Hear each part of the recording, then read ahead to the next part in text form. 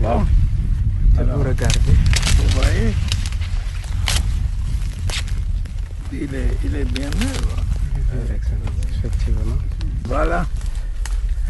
Et dire que le Cameroun manque de maïs, Excellent. ouais, c'est intéressant. Le Cameroun est un pays essentiellement agricole. Je crois que le monde rural représente près de 70% de la population. The New Generation program gives training. We specially offer 3 types of training. How to cultivate coffee. There is training on entrepreneurship in agriculture because we want young people to be trained on how to become entrepreneurs in agriculture. Something dramatic just happened in Central Africa, and Washington never expected it. Cameroon has just taken a bold stand that is shaking the entire agriculture industry, and the United States is scrambling to understand what went wrong. For months, American officials believed they had secured a major agriculture deal, a deal that would give the U.S. huge influence over Cameroon's food supply, farming systems, and export markets. But in a sudden, shocking move, Cameroon canceled the entire agreement, not delayed it, not renegotiated it, completely canceled it. And the reason is sending shockwaves across Africa. Cameroon says it is choosing local farmers first, choosing its own people over foreign interests, choosing food security over foreign control. For the first time in years, Cameroon pushed back against a major U.S. proposal and said, "No, this deal does not benefit our farmers. This deal does not secure our future. We will not hand over our agriculture to foreign companies." Across the U.S., analysts are calling this a major defeat. Across Africa, many are calling it a moment of pride, and across Cameroon, farmers are celebrating like never before. But what was inside this U.S. deal? Why did Cameroon cancel it so suddenly? And how will this decision change the future of African agriculture? Let's break it all down because this story is much bigger than anyone expected. Cameroon has just made one of the boldest decisions in its modern economic history, a decision that has sent shockwaves through Washington, stirred debates across Africa, and ignited a new wave of confidence among local farmers who have been sidelined for decades. The cancellation of a major U.S. agriculture deal was not merely a bureaucratic policy reversal. It was a declaration of sovereignty, a break from dependency, and an open announcement that the era of foreign dominance in its food system was officially over. For years, the story of African agriculture had been written by foreign powers. They came with promises of modernization, mechanization, investment, and development. They arrived with briefcases full of contracts, persuasive statistics, and well-polished speeches about helping Africa feed itself. But behind those speeches were conditions that shaped what farmers grew, who they sold to, and how much profit they could keep. Cameroon had been walking this path quietly, almost submissively, until today. Now the country has chosen a new direction. One that prioritizes local farmers, strengthens homegrown production, and places national interest above external influence. This decision did not emerge from thin air. It was born out of frustration, observation, and careful analysis. Over the past 10 years, Cameroon's agricultural sector has been pulled into directions. On one side were local farmers, hardworking men and women who grew maize, cassava, cocoa, plantain, rice, and beans under the scorching sun, using manual tools, battling unpredictable weather, and struggling with market instability. On the other side were foreign companies, often backed by powerful governments, entering the country with enormous capital, advanced equipment, and massive export ambitions. Too many, it seemed unfair from the start, a competition between the rich and the poor, the powerful and the powerless. Local farmers had complained for years that the foreign-backed deals were draining the nation of its identity, controlling what was planted and whose interests were prioritized. Farmers argued that even when foreign companies brought equipment, fertilizers, and improved seeds, those benefits came with strings that left them dependent and vulnerable. They claimed that the bulk of the profits rarely stayed in the community, that the agricultural value chain from production to processing to export was dominated by outsiders while local farmers remained trapped at the bottom, earning pennies. The U.S. agriculture deal in question was initially celebrated as a golden opportunity. It promised increased yields, improved techniques, access to markets, and new jobs. At first glance, it seemed like the type of partnership any developing nation would welcome. But as time passed, details began to emerge that cast doubt on its true intentions. Local farmers complained that the deal favored large-scale commercial operations, controlled by U.S. companies. They said the program was designed to buy Cameroonian land cheaply, establish massive plantations, and control export routes. The fear was simple but powerful. Cameroon would lose control of its own food. Behind the scenes, associations of farmers began to organize. They spoke out on local radio stations, demanded fairness in parliament, and staged peaceful demonstrations in rural communities. They sent petition after petition to the Ministry of Agriculture, warning the government that the country was heading toward a future where local farmers would become strangers in their own land. They insisted that the food security of Cameroon should not depend on foreign interests. The government listened. Cameroonian officials began re-evaluating the deal. They called for transparency, demanded contract reviews, and invited agricultural economists to analyze the long-term impacts. When the findings came in, the results were shocking. It turned out that the U.S. deal gave disproportionate control over Cameroon's agricultural output to foreign companies. Some clauses even allowed foreign firms to decide what crops would be prioritized based on global demand, not Cameroon's needs. Other clauses gave the companies tax exemptions so extreme that local businesses would never be able to compete on a level playing field.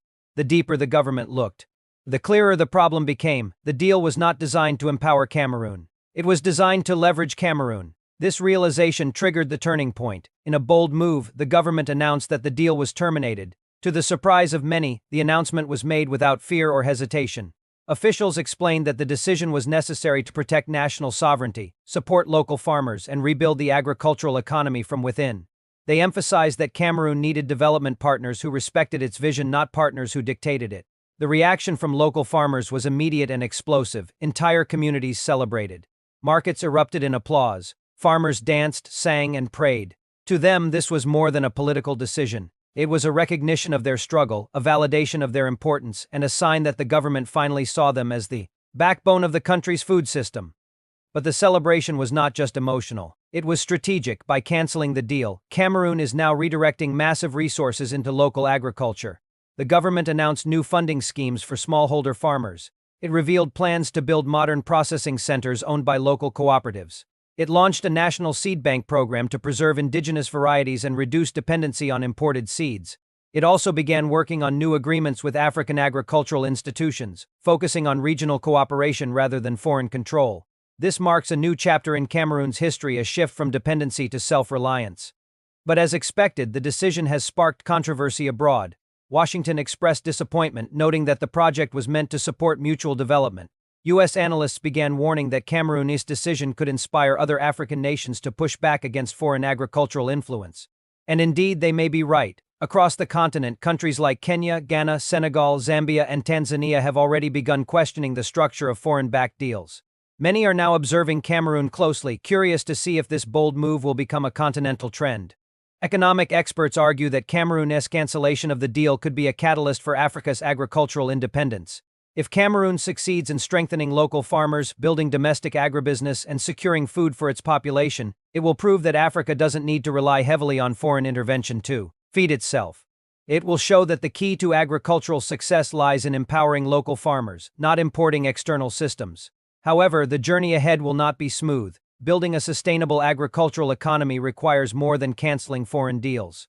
Cameroon will need to address internal challenges: outdated farming tools, limited irrigation systems, poor rural roads, inadequate storage facilities, and lack of access to credit. These issues have held farmers back for years. But unlike foreign contracts, these challenges can be solved domestically with the right vision, funding, and commitment. Local farmers are hopeful. They believe the government's decision is the beginning of something bigger. They see a future where Cameroonian cocoa is processed in Cameroon, not exported raw. A future where maize and beans grow on flourishing local farms rather than massive foreign-owned plantations. A future where youth see agriculture, not as a symbol of poverty, but as a viable, respected career. This shift also represents a psychological transformation. For decades, many Africans believed that outside countries had to save them financially, technologically, and administratively. Cameroon's decision challenges that belief. It tells the next generation, we can build our own path, we can trust our own people, we can feed ourselves. The impact on the political landscape is also significant. The government's decision has strengthened national pride. It has given citizens confidence that their leaders can take brave actions without fear of foreign pressure. It has signaled to the world that Cameroon is not afraid to protect its sovereignty. And it has sent a message to foreign partners. If you want to work with us, you must respect us. In rural communities, the emotional impact is even deeper. Many farmers feel seen for the first time in years. They feel valued, respected, and essential. They feel like contributors to national development, not obstacles to modernization. Some farmers have reported renewed motivation to expand their farms, adopt better practices, and invest in new crops. Young people who once fled villages for city jobs are reconsidering agriculture as a viable future. Economically, Cameroon is preparing for a massive reinvestment in local production. The government is introducing incentives for cooperatives, providing affordable loans for farmers, and developing new research centers to improve seed quality and climate resilience. These changes could significantly increase crop yields and make Cameroon more competitive on the African agricultural stage. The country is also planning to improve storage systems, which will reduce post-harvest losses. For years, up to 30% of crops grown in Cameroon spoiled before reaching the market due to poor storage. By solving this problem, farmers are expected to make far greater profits, while the nation will benefit from stable food supply. At the center of this transformation is the belief that agriculture must serve the people, not foreign corporations. Critics say canceling the U.S. deal may reduce foreign investment. Supporters argue that investment should never come at the cost of sovereignty. Others claim Cameroon risks retaliation in trade relations. But the government insists that true development can only occur when the foundation is solid, and that foundation must be built by local citizens. In a symbolic sense, Cameroon's decision is about rewriting a narrative that has persisted for nearly a century. The idea that Africa must rely on outsiders for development. The decision challenges the legacy of colonial agricultural models. It challenges the dominance of foreign corporations in African soil, and it challenges the belief that African farmers can rise to global competition. This moment is not just Cameroon's victory. It is Africa's awakening. Across social media, Africans from multiple countries have praised Cameroon's decision. They call it brave, patriotic, and inspiring. Some describe it as the dawn of a new era in African agriculture. Others say Cameroon has done what many African nations have been too afraid to do. Influential African economists, journalists, and leaders have applauded the decision, urging other nations to follow suit. The story is still unfolding, but one thing is clear: Cameroon has chosen its future, it has chosen its people, it has chosen its farmers. The next chapter will be written in the fields, in the villages, in the markets, and in the hearts of the millions of Cameroonians who depend on agriculture for survival. The world is watching, Africa is watching, and for the first time in a long time, Cameroon is leading. By canceling the U.S. agriculture deal, Cameroon has sparked a conversation that the world can no longer ignore, a conversation about sovereignty, about fairness, about the future of African economies. A conversation about the need for development that respects cultural identity, empowers local stakeholders, and ensures equitable growth.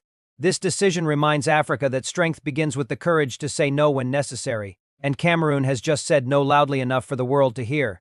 The country has turned its back on dependency and lifted its farmers to the front lines of national development. The message is powerful, simple, and unforgettable.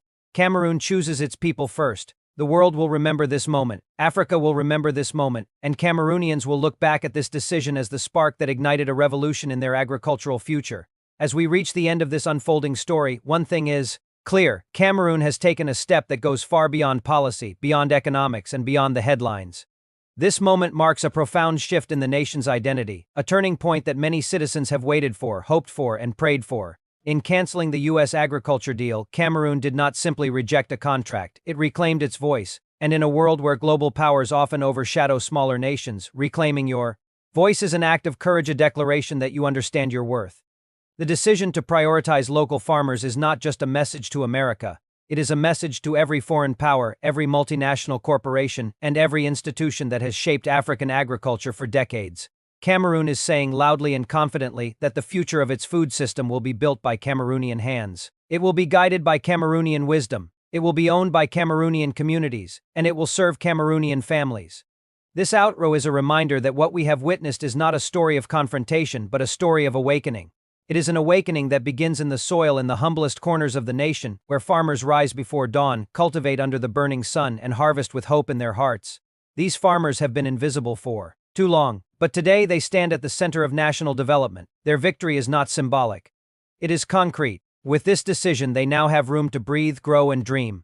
They can imagine a future where their children inherit land that is valued, respected, and supported by government policies, where agriculture is seen not as a last resort but as a respected profession that builds the backbone of the economy, where farmers are no longer pushed aside by foreign decisions but instead lead the charge for progress.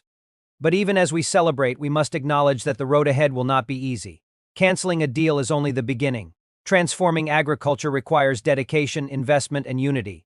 Irrigation systems must be built, storage facilities must be improved, seed research must expand, rural roads must be rehabilitated, training centers must be established to help farmers modernize without losing their identity. These challenges are real, but so is the determination of the Cameroonian people.